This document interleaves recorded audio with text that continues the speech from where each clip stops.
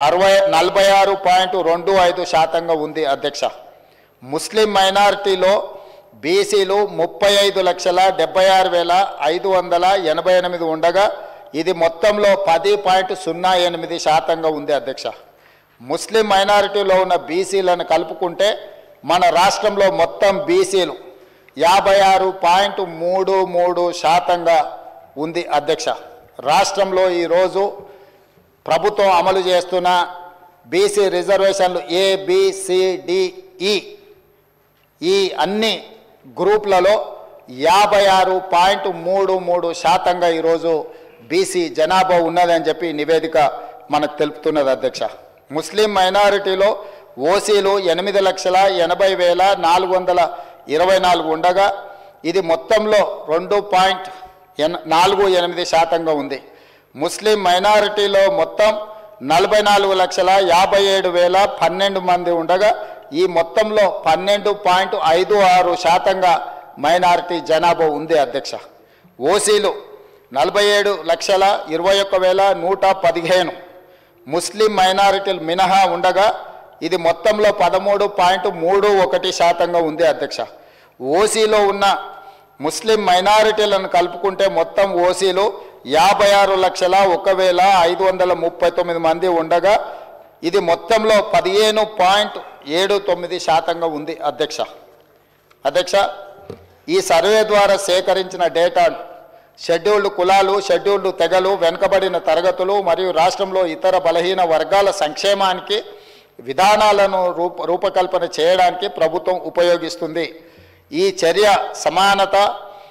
సమానత వృద్ధి పట్ల ప్రభుత్వ నిబద్ధతను మరియు తెలంగాణ ప్రజల భిన్న అవసరాలను తీర్చే పద్ధతిని ప్రతిబింబిస్తుంది. ఇది డేటా ఆధారిత సమగ్రత మరియు పారదర్శకత ప్రాతిపదిక నడిచే పాలనకు నూతన దశ ప్రారంభాన్ని సూచిస్తుంది అధ్యక్ష.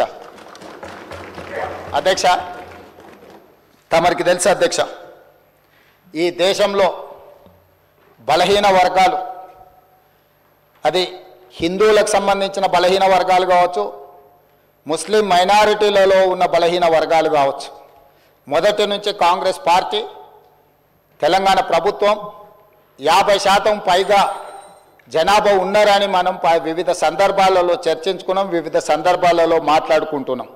కానీ ఈ లెక్కలకు సహేతుకత కానీ ఒక పారదర్శకమైన ప్రభుత్వ పాలసీ డాక్యుమెంట్ కానీ లేకపోతే ప్రభుత్వం ఒక క్రమ పద్ధతిలో సేకరించిన సమాచారం కానీ లేకపోవడం వల్ల ఎవరికి వాళ్ళు ఏదో ఒక నెంబర్తో ఏదో ఒక చర్చల ద్వారా చర్చించుకున్నప్పుడు స్థానిక సంస్థల రిజర్వేషన్ల విషయంలో కావచ్చు, విద్యా ఉద్యోగ రిజర్వేషన్లు కావచ్చు, అమలు చేయాలన్నప్పుడల్లా కూడా న్యాయస్థానాలలో మనకు కొంత ఇబ్బందికరమైన పరిస్థితులు ఉన్నాయి అధ్యక్ష.